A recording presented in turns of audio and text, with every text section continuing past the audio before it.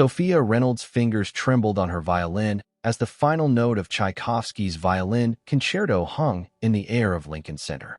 The audience erupted into thunderous applause, but she barely registered it. The vision had come again, stronger this time. A man with steel-gray eyes, a champagne flute raised to his lips, then collapsing as onlookers screamed in horror. "Miss Reynolds, that was extraordinary," the conductor whispered as she took her bow. "Are you all right? You look pale." "Just tired," she lied, forcing a smile as she exited the stage. Backstage, Sophia leaned against the wall, catching her breath. Her phone buzzed with a text from New York Presbyterian Hospital. "Dr. Mercer wants to discuss Ethan's treatment options. Please call ASAP." Her 12-year-old brother was running out of time. The experimental treatment for his rare immune disorder cost $2.3 million, money their parents' small conservatory could never generate, especially now with creditors circling. Sophia Reynolds? A statuesque woman in a tailored black suit appeared, extending a business card. "Vivian Crawford, representing Alexander Kingsley. He'd like to speak with you." "Alexander Kingsley?" Sophia repeated. "The tech billionaire?" "The very same. His car is waiting outside." "I don't understand. Why would he want to meet me?" "He has a proposal that might solve your financial difficulties."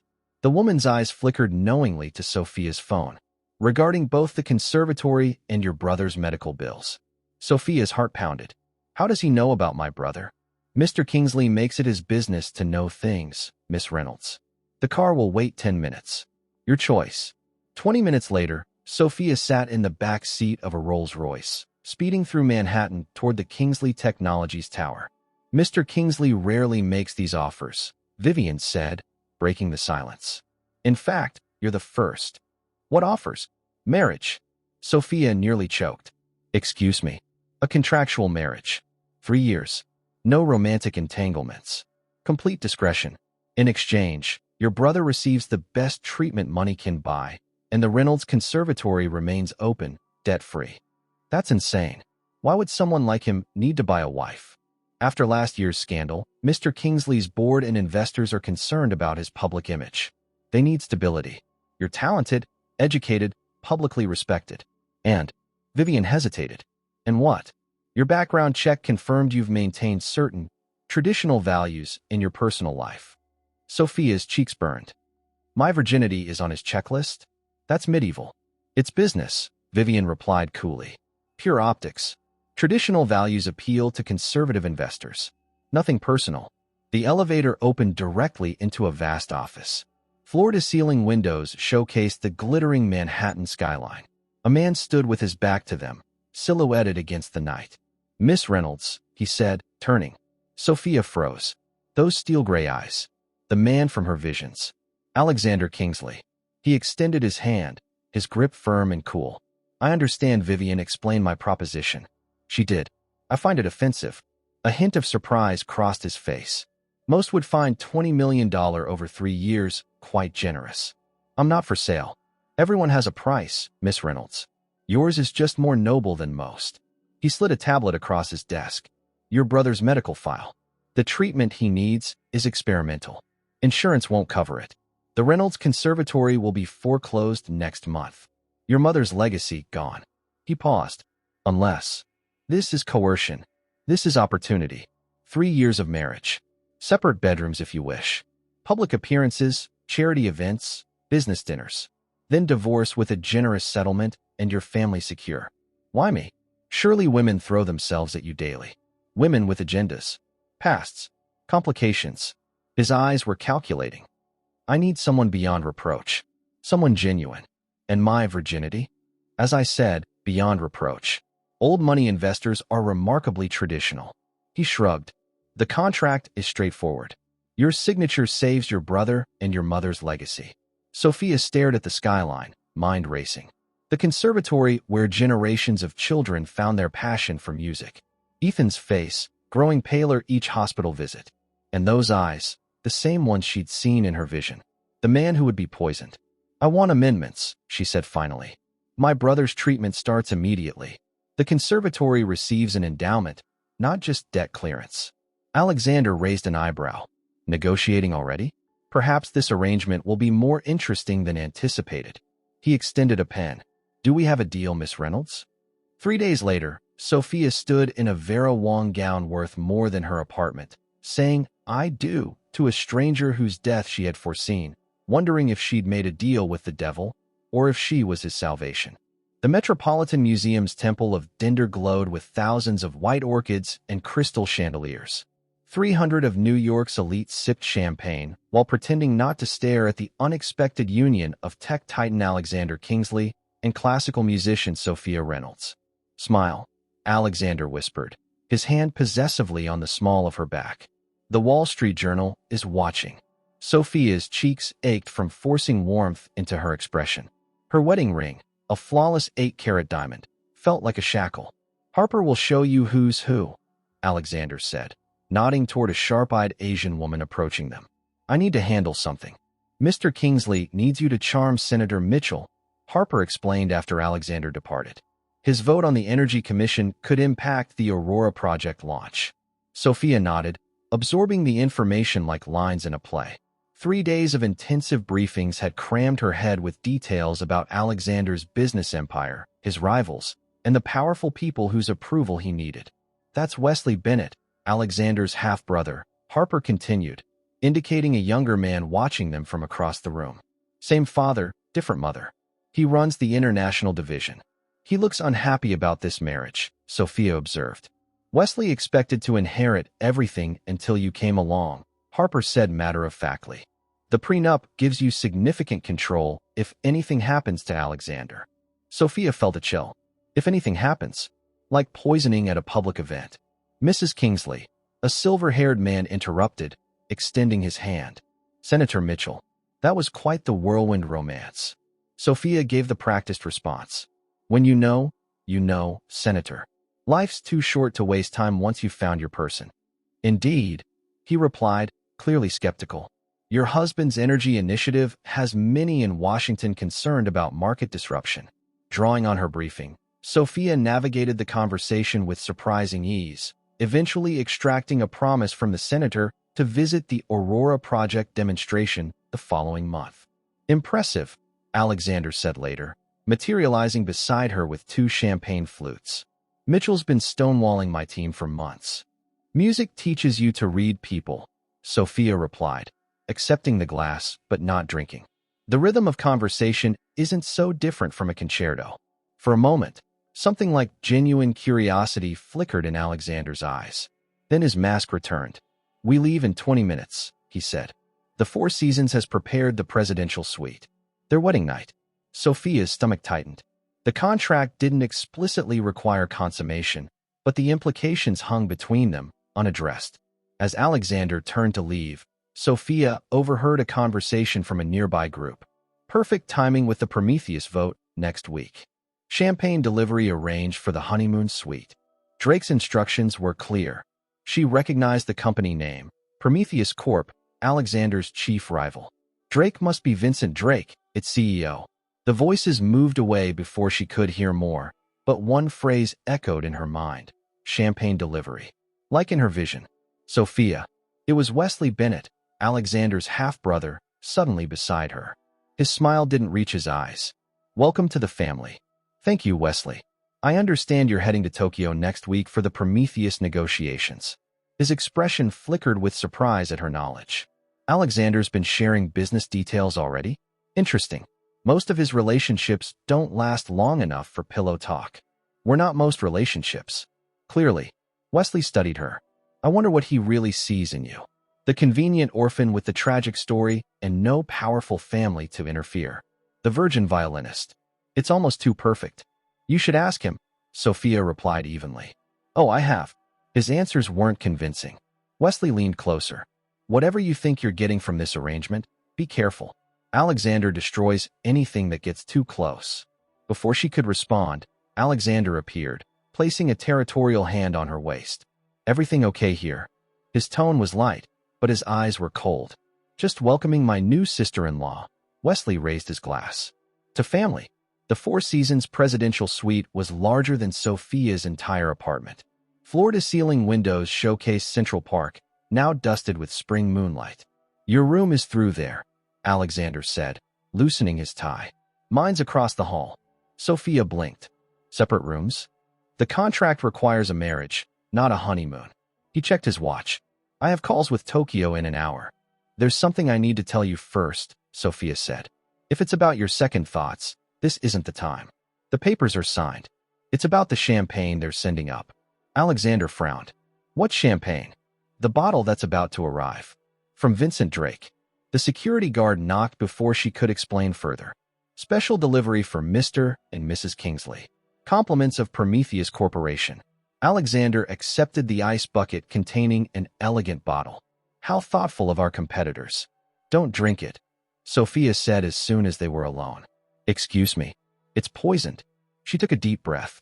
I need to tell you something that will sound insane, but I need you to listen. Alexander's expression hardened. If this is some kind of, I have visions, she blurted out. When I play certain musical sequences, I see fragments of future events. 3 weeks ago, I saw you collapse after drinking champagne. Tonight, at our wedding, I saw you die. Alexander's face hardened into stone. Is this some kind of joke? I wish it were.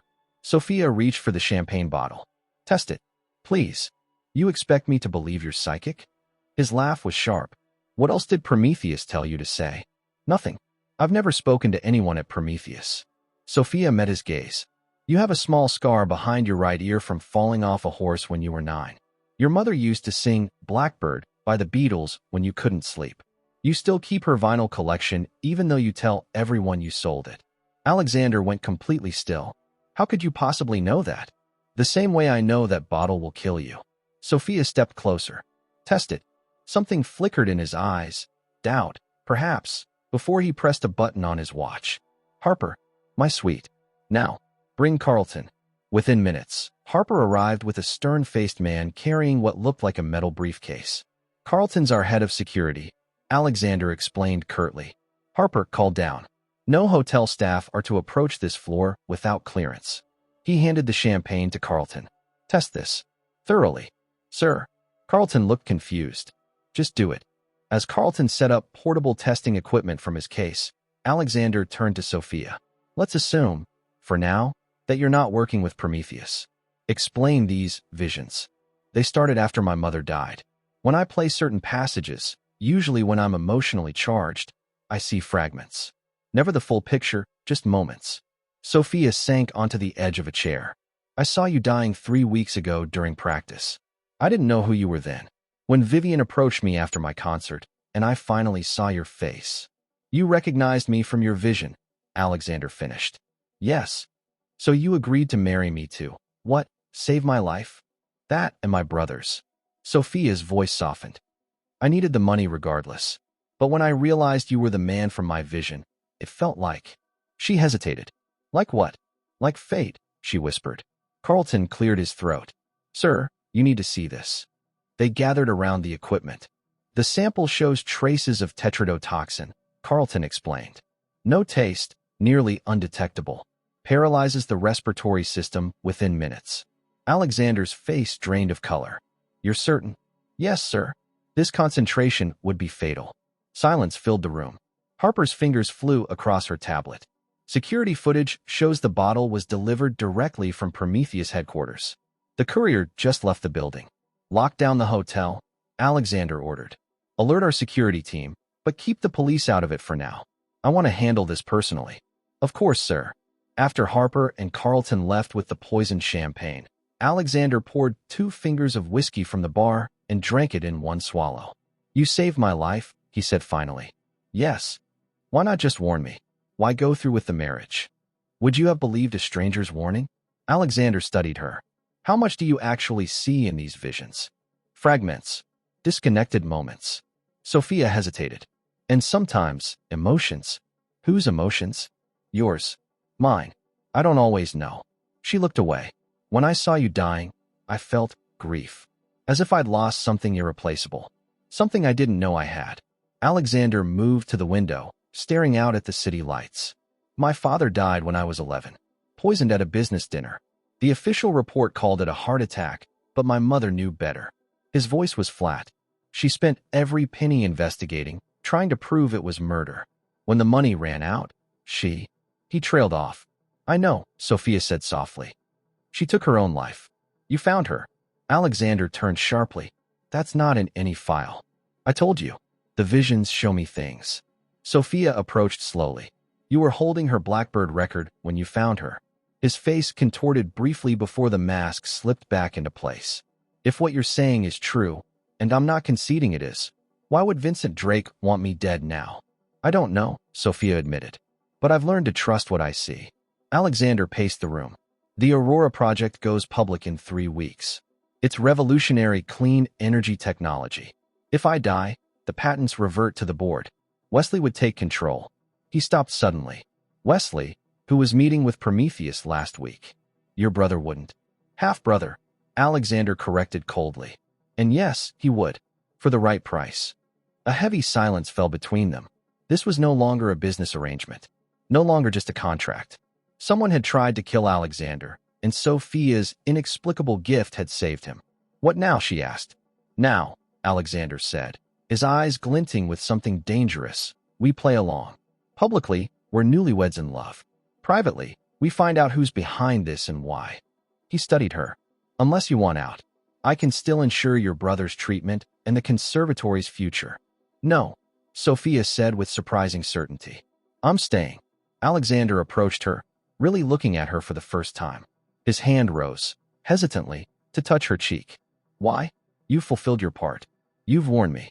Because the vision didn't end with your death, Sophia whispered. There was more. Something I couldn't see clearly. What? Sophia closed her eyes, remembering the final fragment of her vision. The two of them, in some future moment, his hands in her hair, her violin forgotten on the floor beside them. Us, she said simply, opening her eyes to meet his. I saw us. For 3 days, Alexander and Sophia maintained their charade. They smiled for paparazzi outside the Four Seasons, visited Ethan at the hospital where his experimental treatment had miraculously been expedited, and made their first public appearance at the New York Symphony's Spring Gala. Beneath the veneer of newlywed bliss, they plotted. Aurora uses a quantum resonance field to generate clean energy, Alexander explained in their hotel suite, spreading blueprints across the coffee table. Sophia noticed he'd removed his tie, rolled up his sleeves, small cracks in his perfect facade. If it works at scale, it renders fossil fuels obsolete overnight. And makes you the most powerful man in energy, Sophia added, scanning the complex diagrams. No wonder Prometheus wants you dead. It's not just Prometheus. Every oil company, every coal magnate, every energy trader. Alexander ran a hand through his hair, disheveling it further. But Drake's been obsessed with my work for years. We were research partners at MIT before. Before what? Alexander's jaw tightened. Before he stole my first patent and pushed me out. Classic story. And your half-brother? Where does Wesley fit in? Wesley resents me. Always has. Our father made me CEO despite Wesley being older. Said Wesley lacked vision. Alexander's mouth twisted. Wesley's been trying to prove him wrong ever since. Sophia's phone vibrated. It was a text from Madame Renee, her mentor at the conservatory. Emergency. Studio broken into. Music archives missing. Call me. I need to go, Sophia said, already reaching for her coat. Someone broke into the conservatory. You're not going alone. Alexander was already calling security. We'll take my car. The Reynolds Conservatory occupied a converted brownstone in the West Village. Police cars lined the street when they arrived. Inside, Madame Renee, a formidable Juilliard-trained violinist in her 70s, was gesturing emphatically to officers. Sophia? Thank God. The older woman embraced her. They took everything from your mother's archive. All the old scores, your great-grandmother's compositions, everything. Why would anyone steal century-old sheet music? Alexander asked. It's valuable to collectors, Sophia said automatically, but something felt wrong. Why now? Why these particular scores? Nothing else was touched, Madame Renee added. Not even the Stradivarius in the display case. Alexander pulled the detective aside while Sophia examined the empty archival drawers. Her fingers trembled as she recalled the scores that had been stored there, her family's musical legacy dating back generations. Miss Reynolds, a young officer approached. We found this on the floor. He handed her a torn page of sheet music. Scrawled in the margin was a note in her mother's handwriting. The melody reveals the truth. Security cameras caught the thieves. Alexander said, returning to her side. Two professionals. They knew exactly what they wanted. Sophia clutched the torn page. This isn't about valuable antiques. This is connected to us, to Aurora, somehow. Later that night, in Alexander's penthouse, he'd insisted they relocate from the hotel for security reasons. Sophia studied the fragment of music. My great-grandmother composed this, she explained. She called it Cassandra's Warning. Family legend says she could also see the future through music. Alexander paced the living room. You're suggesting your ability is hereditary? And someone knows this? I don't know, but it can't be coincidence that the archives were stolen days after our wedding. Sophia placed the fragment on Alexander's piano and played the partial melody. No vision came. Nothing. Alexander asked. It's incomplete. I need the full score. Sophia's fingers hovered over the keys. My mother always said our family's music contained secrets. I thought it was just romantic nonsense. Alexander's phone rang. Wesley. He put it on speaker. Congratulations on not being dead, brother, Wesley said without preamble. Excuse me. The champagne at your wedding. I heard about the accidental lab test. Quite the coincidence. Alexander's eyes narrowed. What do you know about it, Wesley? Only that certain parties are disappointed by the failure. A pause. Diana wants to meet your bride. Dinner tomorrow night at the family estate. Diana was Alexander's stepmother, Wesley's mother, who had married Alexander's father when Alexander was 7. Sophia had seen her briefly at the wedding, a stunning woman in her 50s with calculating eyes. We'll be there, Alexander said before hanging up. You think Wesley's involved with Prometheus? Sophia asked. I think everyone's involved until proven otherwise. Alexander turned to her. Including you. Me? I saved your life. Perhaps that's part of a longer game. Perhaps you work for someone else entirely. His eyes were cold again, businessman's eyes. These visions are convenient. Unverifiable. Test me, Sophia challenged. Ask me something only you would know. The night my mother died. What was on the turntable? Sophia closed her eyes, reaching for the fragments she'd seen. Nothing.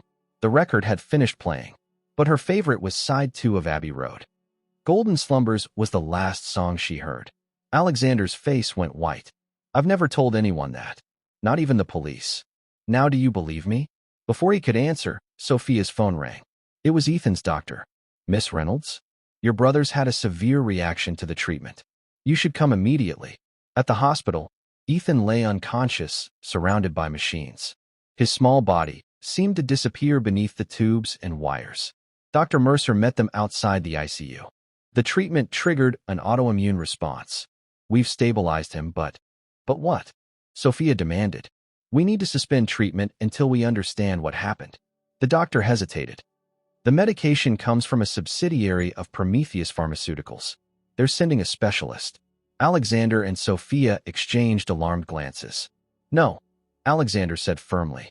No Prometheus doctors. I'll have specialists flown in from Mayo Clinic tonight. Later, as they kept vigil by Ethan's bedside, Alexander made call after call, arranging for world-class immunologists to examine the case. Sophia watched him work, seeing another side of the cold businessman, efficient, commanding, but driven by something that looked remarkably like compassion. Why are you doing this? She asked when he finished. Ethan's not part of our deal. Alexander looked at the sleeping boy. Because I was him once. 11 years old, hooked to machines, while my father's enemies circled. He met her eyes. They're using your brother to control you. To control us. Us. Sophia repeated. Yes, us. Alexander took her hand, surprising both of them. I don't know if I believe in your visions or fate or any of it. But someone tried to kill me, stole your family's music, and now your brother's being used as leverage. We're in this together now. For the first time since their arrangement began, Sophia saw something genuine in Alexander's eyes. Determination, anger, and something deeper she couldn't name. There's something else, she said quietly. Something I didn't tell you about my vision. What? It wasn't just us together. It was us stopping something catastrophic. Something connected to Aurora. She squeezed his hand. I think saving your life was just the beginning. The Kingsley estate in the Hamptons loomed against the darkening sky, a modernist fortress of glass and steel perched on the Atlantic shoreline. Sophia gripped Alexander's hand as they approached the entrance, their fingers intertwined in a show of unity that felt surprisingly natural after the events at the hospital. "Diana will try to separate us," Alexander murmured. "Don't be alone with her or Wesley." The massive front door swung open before they could ring, revealing Diana Kingsley in a crimson dress that accentuated her still youthful figure. At 53, she remained striking, Wesley's carbon copy with the same predatory smile. "Alexander, darling." And the new bride. Diana air-kissed Alexander's cheek before assessing Sophia with cold precision. "How unexpected you are, my dear." "Mrs. Kingsley," Sophia nodded politely. "Thank you for having us." "Diana, please. We're family now, aren't we?" Her smile never reached her eyes. Though one does wonder for how long. Alexander's attention span is notoriously brief. Alexander's jaw tightened. "Where's Wesley?" "With the other guests in the conservatory. The Aurora investors were eager to meet your bride." Sophia felt Alexander tense beside her. "You invited the board?" "This was supposed to be family dinner." "Plans change, darling." "Like wedding plans, apparently." Diana turned, expectation clear. "Follow me." The conservatory sprawled beneath a soaring glass ceiling, currently showcasing a violet twilight sky. 12 of the most powerful people in American business mingled over champagne. Wesley stood at the center, holding court. "Here they are," he announced as they entered. "The newlyweds." For 2 hours, Sophia navigated a minefield of probing questions about her background, her sudden marriage, and her inexplicable influence on the normally aloof Alexander Kingsley. Meanwhile, Alexander was cornered by board members concerned about Aurora's upcoming demonstration. 3 weeks until the public unveiling. An elderly man in a bespoke suit declared, "The markets are watching, Alexander. This technology better work as promised." "It will, Jackson. The quantum resonance field generates 1,000 times more energy than fossil fuels at a fraction of the environmental impact." "And Prometheus?" another board member asked. "Rumors say Drake has developed a competing technology." "Rumors," Alexander dismissed. "Aurora is years ahead of anything they could develop." Diana clinked her glass. "Since we're all here, why not treat us to a preview? The prototype is operational in your lab downstairs, isn't it?" Alexander frowned. "That wasn't the plan tonight." "Plans change," Diana repeated silkily. "The board deserves confidence in their investment, especially given recent, personal distractions." All eyes turned to Sophia, the implication clear. She was the distraction. "Play something for us first," Diana continued, gesturing to the grand piano. "I hear you're quite talented, Sophia." "I insist." It was a challenge, not a request. Sophia glanced at Alexander, who gave her a slight nod. "Of course," she said, moving to the piano.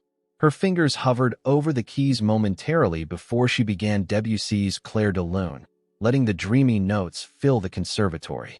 As she played, something strange happened. The fragment of sheet music, Cassandra's Warning, appeared in her mind, blending with Debussy's composition. Without consciously deciding to, Sophia found herself weaving the fragment into the piece, her fingers drawing out a melody that hadn't existed moments before. Images flashed through her mind. Alexander standing before a massive machine, blue energy crackling around him. Flames. An explosion.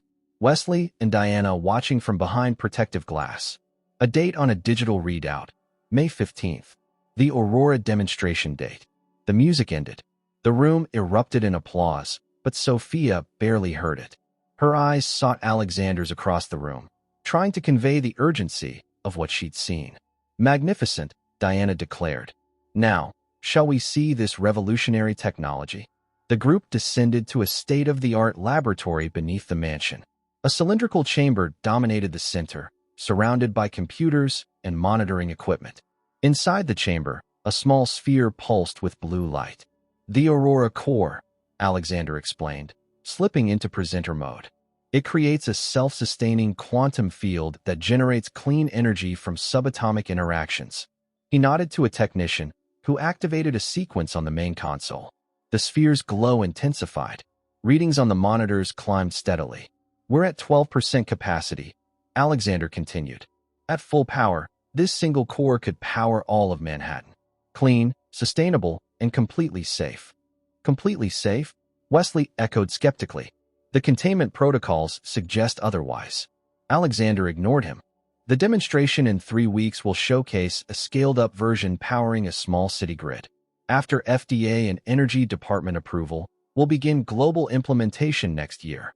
As the investors peppered Alexander with questions, Sophia noticed Diana slip a small device from her clutch and press it beneath a nearby console. No one else seemed to notice. Alexander, Sophia interrupted, drawing startled glances. I'm not feeling well. Could we continue this another time? His eyes narrowed at her interruption, but he quickly masked his surprise. Of course. My apologies, everyone. We should get back to the city. So soon? Diana protested. At least stay for dinner. Another time, Alexander said firmly, already guiding Sophia toward the exit. In the car, Sophia waited until they were well away from the estate before speaking. Diana planted something in the lab, a small black device under the monitoring station. Alexander's knuckles whitened on the steering wheel. You're sure? Positive. And I had another vision while playing. Sophia described what she'd seen, the explosion, the date, Wesley and Diana watching. They're planning to sabotage the Aurora demonstration. Instead of dismissing her, Alexander pulled the car to the shoulder and made a call. Carlton, secure team to the Hamptons Estate Lab. Full sweep, complete discretion. Focus on the monitoring stations. He paused. And Carlton, trust no one inside the house. When he hung up, he turned to Sophia. If you're right about this. I am. Alexander studied her face. Why would Diana sabotage Aurora? She owns 20% of Kingsley Technologies. It would destroy her own wealth. Unless she has a better offer, Sophia suggested. From Prometheus, perhaps. They drove in silence for several miles, both lost in thought. Finally, Alexander spoke again. You said your family's music contains secrets. Could it be connected to Aurora somehow? I don't see how. The compositions are over a century old. Yet someone stole them immediately after our wedding, Alexander countered. And now you're having visions about Aurora while playing a melody based on your family's music.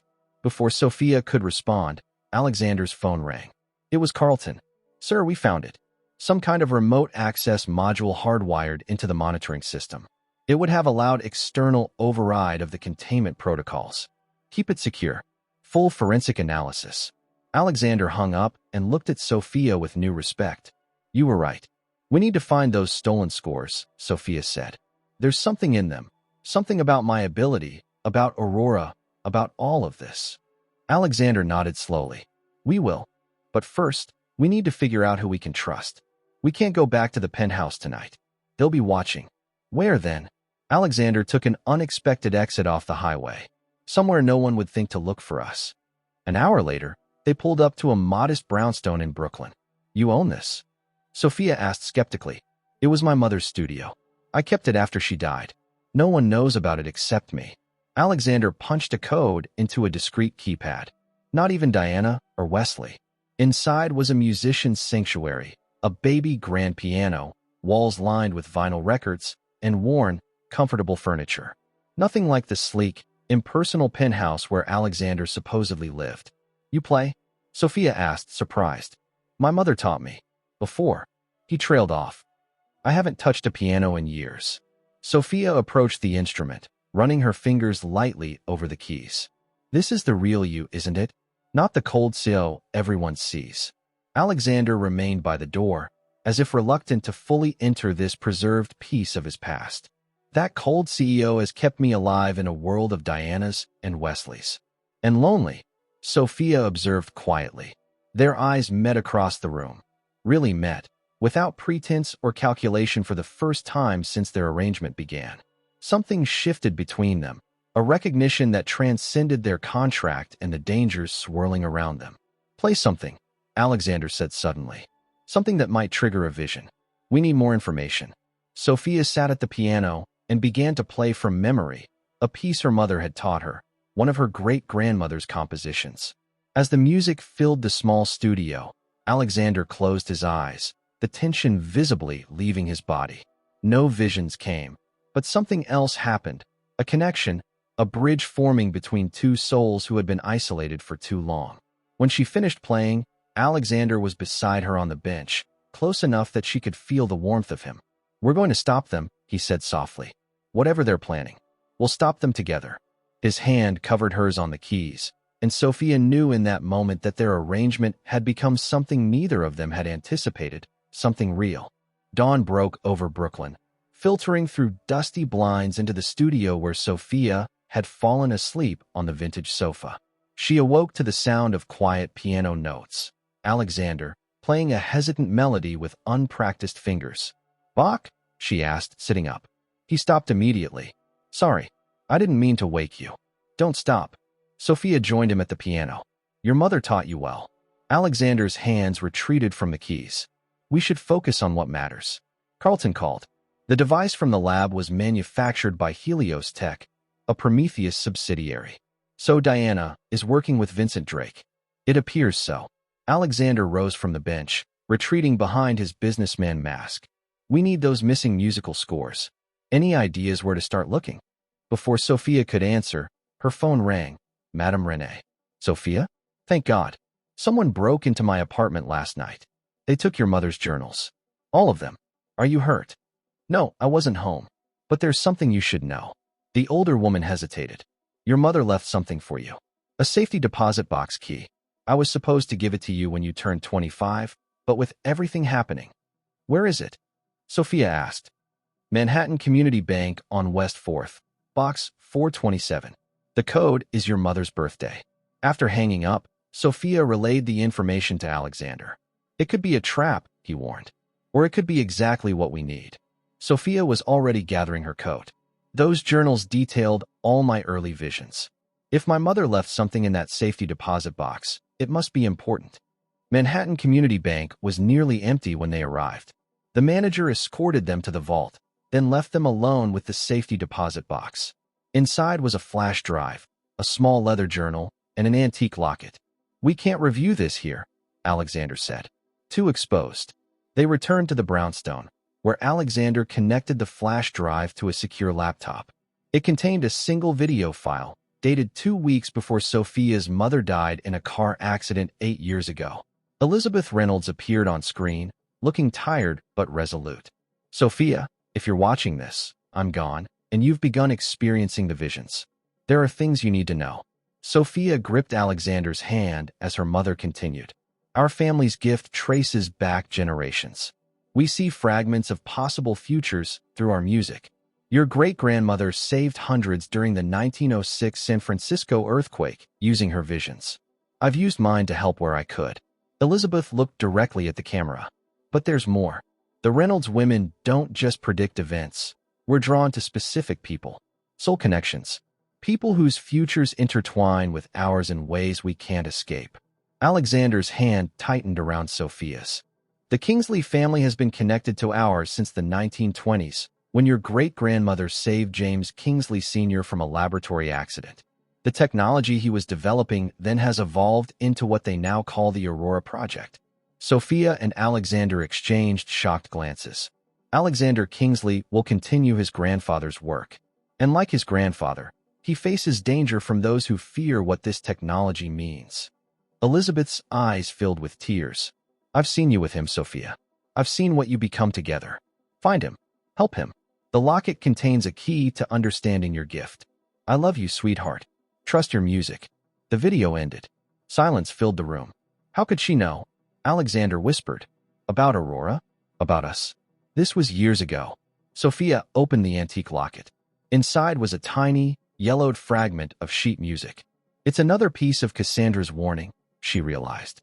"A different section than what I have." "Your mother said it's a key," Alexander said. "Try playing it."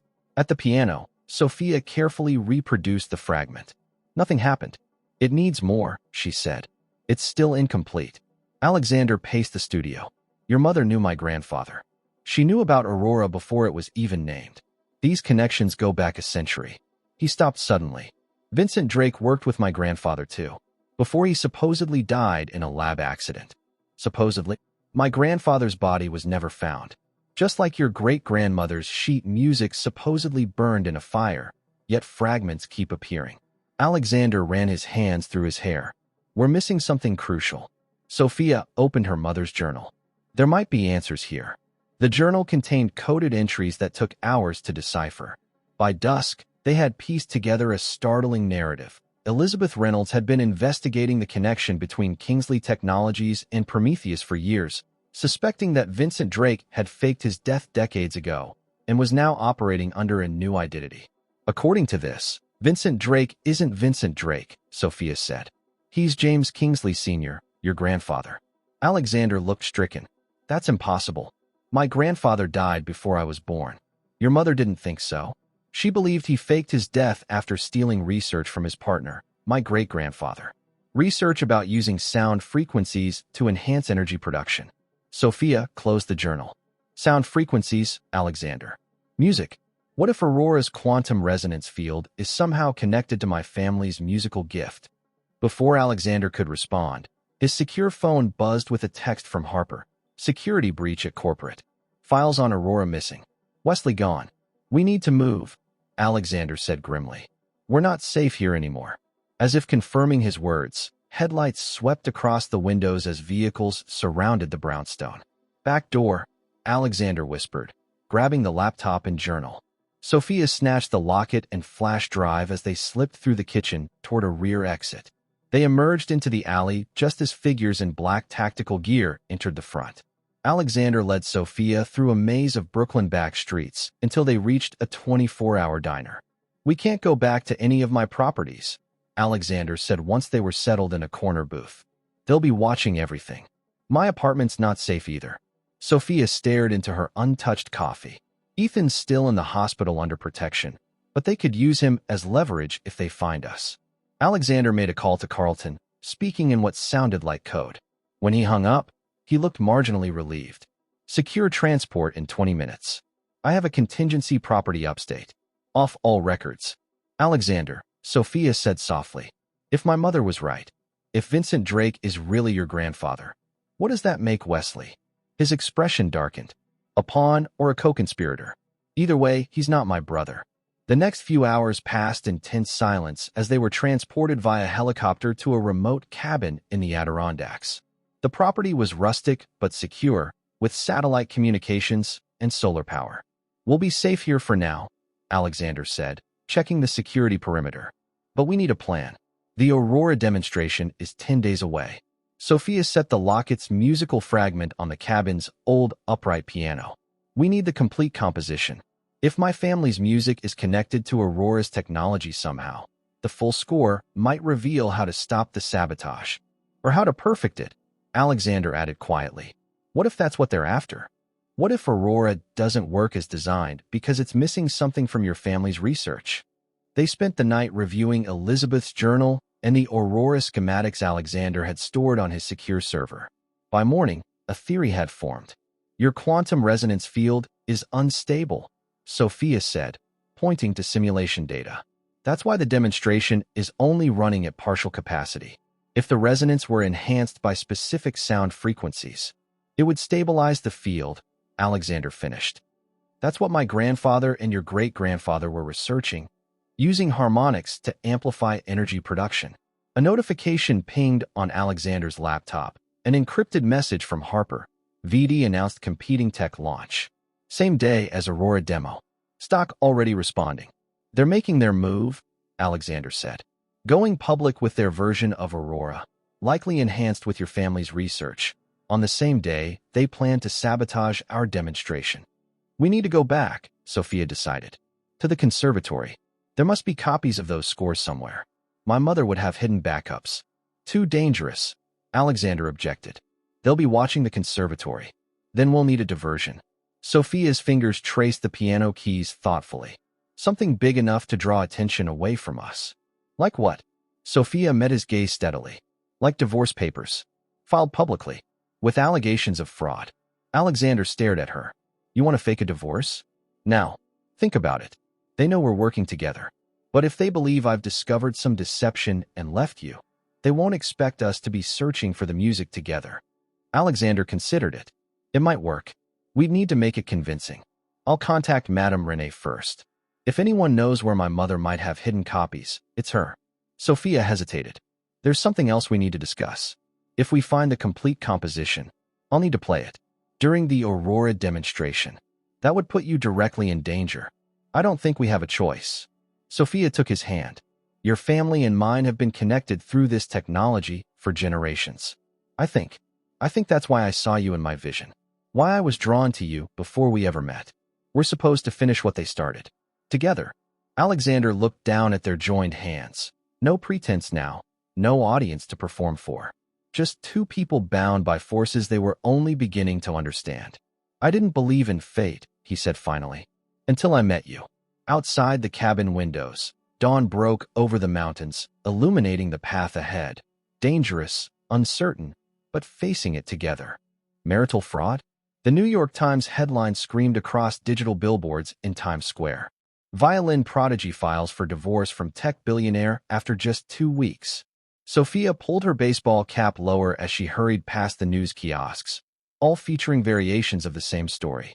The divorce filing had hit exactly as planned. Sensational allegations of deception, claims that Alexander had used her brother's illness as leverage, demands for the marriage to be annulled. Her lawyer had leaked it directly to the press. 3 days after their staged separation, no one paid attention to Sophia slipping into the back entrance of Reynolds' conservatory at dawn. Madame Renee was waiting. You look terrible, the older woman said, embracing her. Is any of it true? None of it, Sophia assured her. It's complicated, but Alexander and I are working together. They descended to the conservatory's basement, where generations of Reynolds women had taught music. Your mother was paranoid about her research, Madame Renee said, pulling a hidden lever behind a bookshelf. A panel slid open, revealing a small safe. She installed this after your father died. The combination is your birthday. Inside lay a sealed waterproof tube containing rolled sheets of music, the complete score of Cassandra's Warning. I knew she'd have backups, Sophia breathed, carefully unrolling the yellowed pages. Did she tell you what they mean? Only that they contained a mathematical formula disguised as music. Something about frequencies that could amplify energy. Madame Renee watched Sophia examine the notation. She said one day you'd understand why it mattered. Sophia photographed each page with her secure phone. I need to get these to Alexander. He's waiting at the safe house? Sophia shook her head. He went to confront Wesley, to find out how deep the conspiracy goes. That's extremely dangerous, especially now. Madame Renee pressed a small device into Sophia's hand. Your mother left this too. She called it a resonance key. The device resembled a tuning fork with electronic components. What does it do? Elizabeth said it would stabilize the frequencies if played correctly during a quantum event. Madame Renee shrugged. I never understood the science. I just kept it safe, as promised. Leaving the conservatory, Sophia sensed she was being followed. She took a circuitous route through Washington Square Park, doubling back several times before slipping into the subway. At their predetermined meeting point, a boutique hotel in Chelsea where they'd checked in under false names, there was no sign of Alexander. Hours passed. Sophia analyzed the complete score, translating its musical notation into the mathematical equations that governed Aurora's quantum field. The patterns aligned perfectly. The music was indeed a formula for stabilizing the resonance. By midnight, Alexander still hadn't appeared. Sophia paced the hotel room, alternating between worry and anger. Had he betrayed her? Been captured? Changed his mind about trusting her? Her phone buzzed with a message from an unknown number. Find me where it began. Bring the music. Where it began. Sophia grabbed her code and the resonance key. 20 minutes later, she was back at Lincoln Center, where Alexander had first sent Vivian to approach her after her concert. The plaza was nearly deserted at this hour. A figure emerged from the shadows. Harper, Alexander's assistant, looking uncharacteristically disheveled. Where's Alexander? Sophia demanded. Being held at Prometheus headquarters. Wesley betrayed him. Harper glanced nervously around the plaza. There's more. We confirmed Vincent Drake's identity through genetic testing of material from Alexander's grandfather's laboratory. He is James Kingsley Sr. Alexander's grandfather faked his death and became his own worst competitor. Sophia struggled to process this. Why? Control. Power. He needed to operate from the shadows after stealing research from your great-grandfather. Harper handed Sophia a tablet. This arrived for you an hour ago. The screen showed a video of Alexander, bloody and restrained in what looked like a laboratory. Wesley stood beside him, smirking. Hello, Sophia, Wesley said to the camera. As you can see, your divorce proceedings are premature. We have questions about your family's research. Bring the complete score to the Prometheus building by dawn, or the marriage ends more permanently. The video cut to Vincent Drake, the man claiming to be Alexander's grandfather. Ms. Reynolds, you don't know me, but our family's histories are intertwined. What your ancestors began, we will complete. Aurora is flawed without your musical formula. Bring it to us, and both you and Alexander live. Refuse, and neither of you will see the demonstration. The video ended. Sophia's hands shook as she lowered the tablet. It's a trap, Harper warned. They'll kill you both once they have the music. I know. Sophia straightened her shoulders. That's why I need your help. Dawn approached as Sophia entered the soaring glass lobby of Prometheus headquarters. Security escorted her directly to the top floor, where Vincent Drake waited in a sleek office. Ms. Reynolds, he greeted her, extending his hand. Thank you for being reasonable. Sophia ignored his hand. Where's Alexander? Safe. For now. Drake gestured to a chair. The score, please. Sophia removed the tube from her bag. First Alexander, then the music. Drake smiled thinly. You're not in a position to negotiate. The door opened, and Wesley entered, dragging Alexander with him. Alexander's face was bruised, his expensive suit torn and bloodied, but his eyes locked onto Sophia's with fierce intensity. The score, Drake repeated, hand outstretched. Sophia passed him the tube. Drake unrolled the sheets, scanning them eagerly. Beautiful, he murmured. The missing piece. With this, Aurora becomes perfect, but under our control. You were partners with my great-grandfather, Sophia said. You developed the technology together. Why steal it? Drake looked up from the music. Robert Reynolds was a visionary, but a fool. He believed this power should be given freely to the world. I saw its true potential. Whoever controls energy controls everything. So you faked your death, stole his research, and built Prometheus from the shadows. Alexander spoke, his voice rough with pain. And now I'll take Aurora too. Drake turned to Wesley. Prepare Ms. Reynolds for transport to the demonstration site. She'll need to play this during the sabotage. That wasn't the deal, Sophia protested. The deal has changed, Drake smiled coldly. Your gift is needed to perfect the resonance. Wesley grabbed Sophia's arm. As he did, she pressed a hidden button on the resonance key in her pocket. Throughout the building, a high-pitched whine began to build. What is that? Drake demanded, looking around. Insurance, Sophia said as the windows began to vibrate. The resonance key doesn't just stabilize frequencies. It can amplify them too. The glass panels of Drake's office shattered inward. In the chaos, Alexander broke free from Wesley, slamming him against a wall. Sophia lunged for the music sheets as Drake scrambled to gather them. Security breach in progress, announced the building's AI system. Evacuate immediately. Harper had done her part. The building's security systems were compromised, doors locking and unlocking randomly, elevators frozen. You can't stop this, Drake shouted over the alarm. The demonstration will proceed as planned. Aurora will fail catastrophically while our version succeeds. The world will see. No, Sophia said, clutching the resonance key. They'll see the truth. Alexander grabbed Drake's tablet, accessing the building's secure server. Uploading now, he told Sophia. Your mother's journal, the video confession, everything. Drake lunged for him, but Alexander was ready. The two men grappled as Wesley recovered and moved toward Sophia. The scores, Wesley demanded, backing her toward the shattered windows. Give them to me. They're not complete, Sophia said. These are decoys. The real formula is already uploaded to every major news outlet along with evidence of your conspiracy. Wesley's face contorted with rage.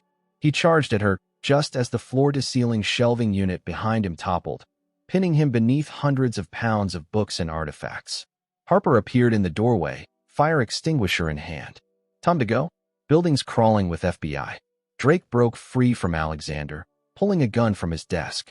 This isn't over, he snarled, aiming at Alexander. Sophia didn't think. She threw herself forward, the resonance key extended. As Drake fired, the key connected with the bullet, sending a shockwave through the room that knocked them all to the floor. Pain blossomed in Sophia's shoulder. Through a haze, she saw Alexander crawling toward her, his face a mask of terror. Sophia. His voice seemed distant. Stay with me, please. FBI agents flooded the office, securing Drake and the injured Wesley. Medical personnel followed. The music, Sophia whispered to Alexander. Did we save it? Yes, he assured her, pressing his hand to her wound. We saved everything. Rest now.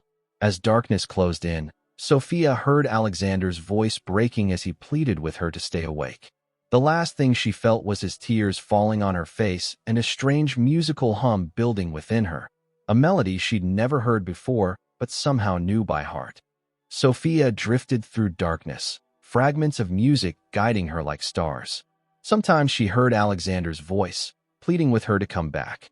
Other times, she heard her mother's lullabies. The compositions swirled together, past, present, future, until she couldn't distinguish between memory and vision. She woke to sunlight streaming through hospital blinds and Alexander asleep in a chair beside her bed, his hand still holding hers.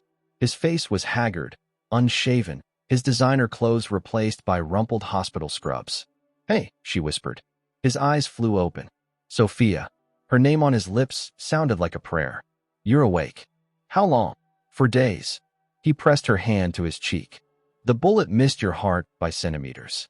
Memories flooded back. Drake's office, the gunshot, the resonance key. The demonstration? Postponed. Aurora is secure. Alexander's thumb traced circles on her palm. Vincent Drake and Wesley are in federal custody. Diana too. The evidence was overwhelming once your mother's research was made public. My brother? Thriving. The Mayo Clinic team identified the sabotage compound in his medication. He's responding perfectly to the real treatment now. Sophia relaxed back into her pillows. We did it. You did it, Alexander corrected. You saved Aurora. You saved me. His voice broke.